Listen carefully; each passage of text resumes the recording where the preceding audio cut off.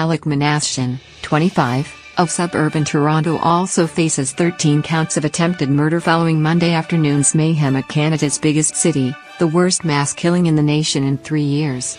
Authorities said Tuesday afternoon that they anticipate an additional count of attempted murder following some additional evaluation.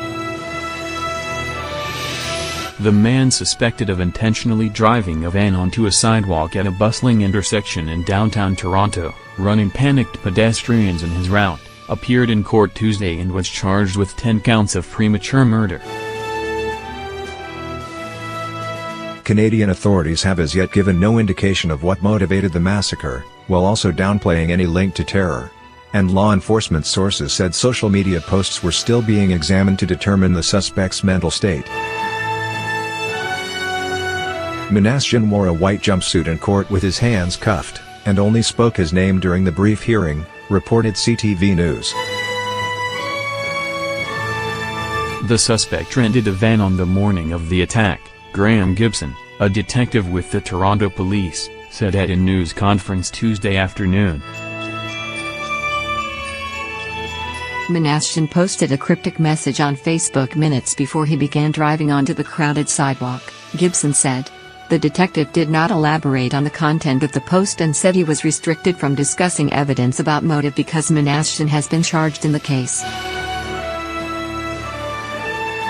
Multiple Canadian and U.S. officials familiar with the investigation confirmed to NBC News that a message on what they say was the suspect's Facebook page referenced Elliot Rodger, the 22-year-old gunman who killed 6 people in 2014 near Santa Barbara, California.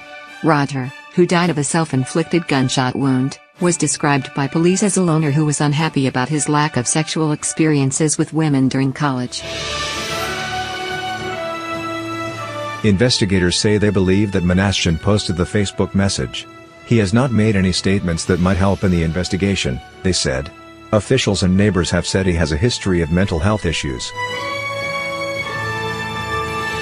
The officials familiar with the probe said investigators were looking through social media posts that may be connected with Minassian to determine whether he was associated with an online community known as incel, or involuntary celibate, made up of men who were sexually frustrated that they cannot be with a woman.